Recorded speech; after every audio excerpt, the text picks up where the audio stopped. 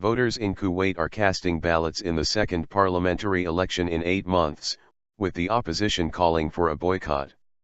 Saturday's election, the oil-rich state's sixth in as many years, was called after a court invalidated the 50-seat chamber elected in December last year.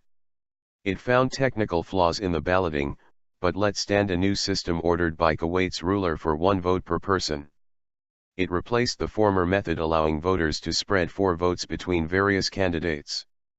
"I just hope this parliament completes its 4-year term," said civil aviation employee Bassam Eid, after he cast his vote in Al-Qasia. The last 2 parliaments were dissolved by the Constitutional Court on procedural grounds, while the previous houses were dissolved by the emir.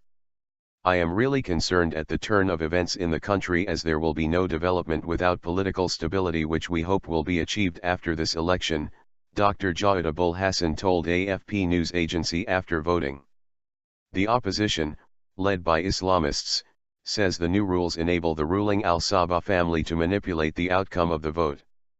Only a few opposition members are among the 300 hopefuls, including 8 women, the lowest number of female candidates since women won political rights in 2005.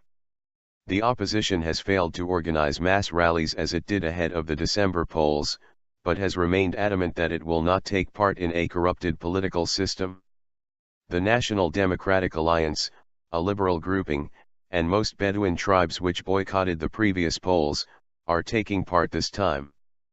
Political turmoil.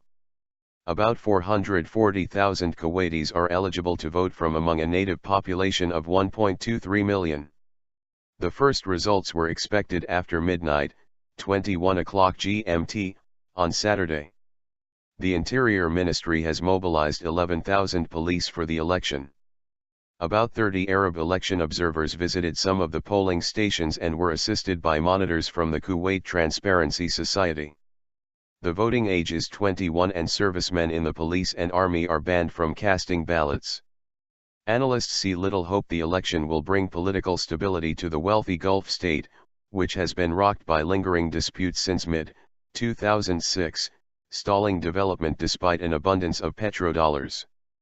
Just days before polling day, the authorities arrested at least 4 candidates and dozens of their election workers on the accusation of vote buying amid allegations of rampant corruption.